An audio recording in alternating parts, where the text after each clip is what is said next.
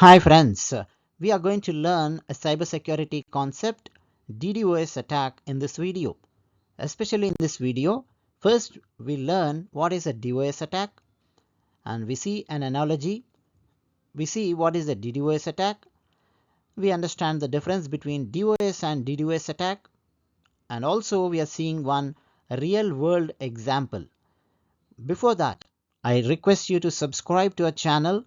This is a new channel, science and technology channel, SciTechWiz.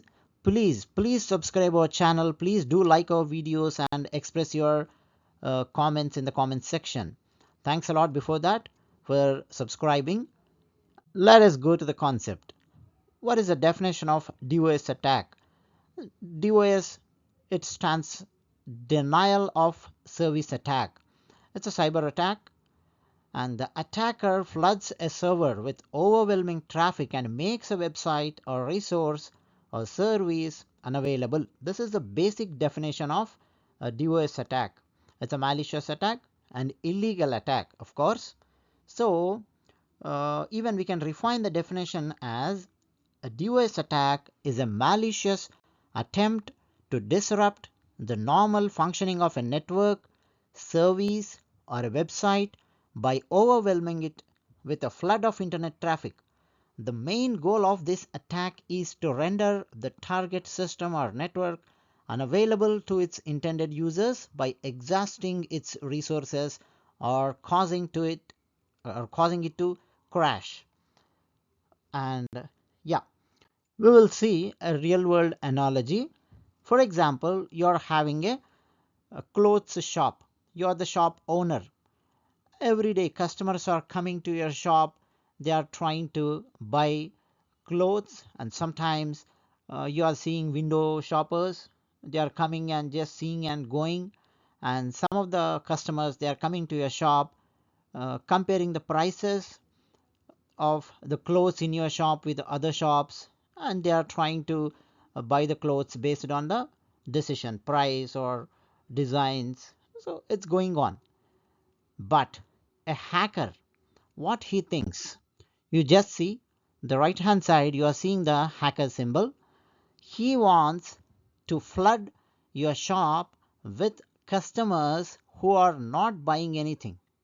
Just imagine 10,000 customers or 20,000 customers entered to your shop on a particular day and nobody is buying anything. Okay, they just entered the shop, they are wandering in your shop, they are completely trying to occupy the space in your shop. The real customer who wants to buy clothes from your shop is waiting outside. He keeps on waiting. When will he gets the space to enter the shop to buy clothes? So what's happening here? The real customer is waiting to enter into a shop, but all these guys, I don't want to call them as customers. Hackers sent those guys to your shop just to keep your shop busy, and it is like a flood. So this is how we can try to understand what's happening in the DOS attack, especially in terms of cybersecurity. And the DOS attack, there will be a target server or a target website or a target system, and hacker, you just observe the hacker, he is trying to send the traffic to the target server. So he keeps on sending the traffic like a flood. Okay, so at a particular point of time, the real customer or the real resources who wants to use your server, they are waiting outside, and unnecessary traffic is coming to your website or system. At some point of time, it may crash. That also happens. So this is a DOS attack, denial of service attack. And DOS versus DDoS. So what's the meaning of DDoS? In fact, we are learning DDoS attack here. Okay, the DOS by definition, it says the attacker floods a server with overwhelming traffic and makes a website or resource or service unavailable. DDoS is a type of DOS. So what's the definition? It's a distributed denial of service. It's a DOS attack that uses multiple computers to target a single system or service with a flood of traffic. That is the difference between DOS and DDoS. You just see this picture, you will understand. So what's the DDoS attack? You just see right hand side. So these are all systems of the hacker, you can imagine. Or a hacker or attacker, he is using multiple systems to attack a single server, to attack a single website, to attack a single system.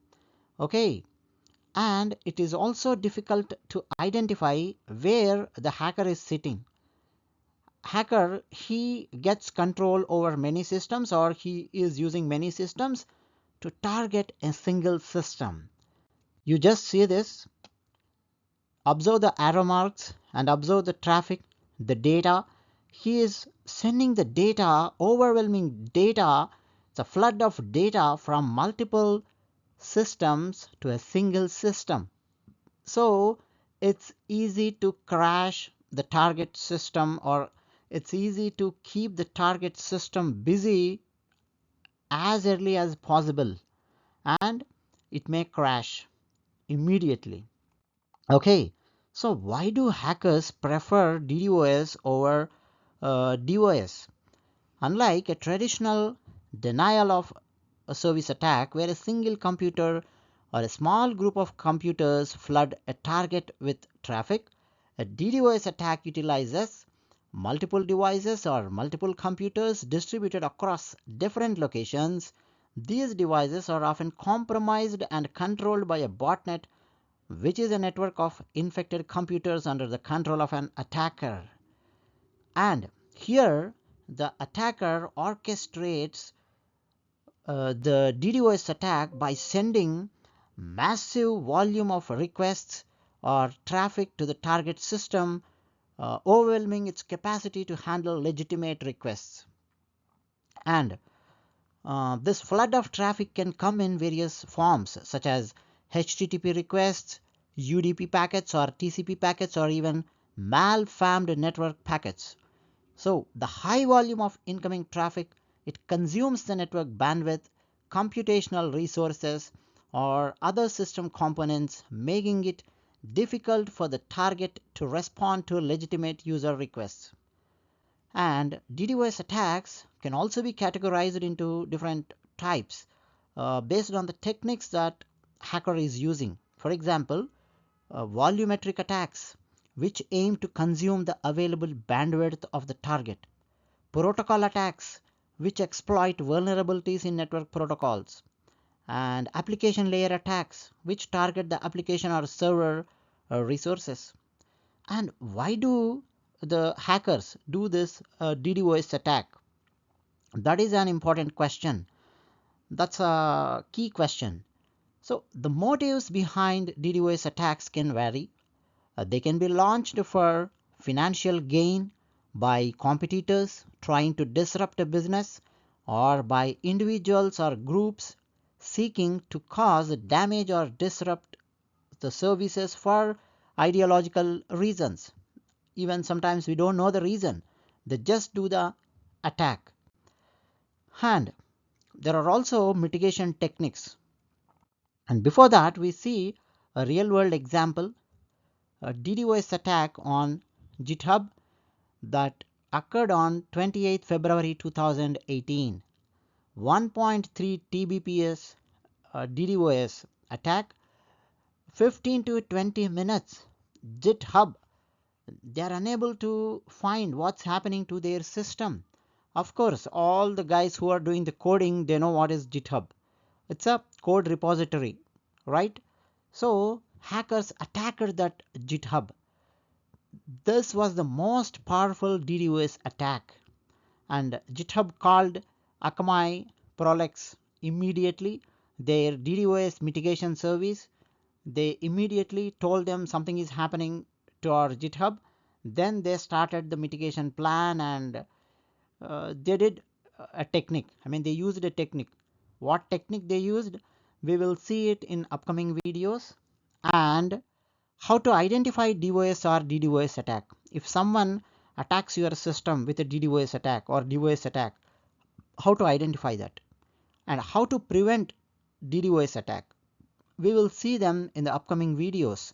Organizations, they often deploy various mitigation techniques and strategies to defend against DDoS attacks, such as traffic filtering, rate limiting, and load balancing to ensure their systems remain accessible and operational. So we understand those mitigation techniques in upcoming videos. So guys, please do subscribe our SciTechWiz channel. Please don't forget, this is a new channel. Your support is very much required and very much appreciated. Thank you. Thanks a lot.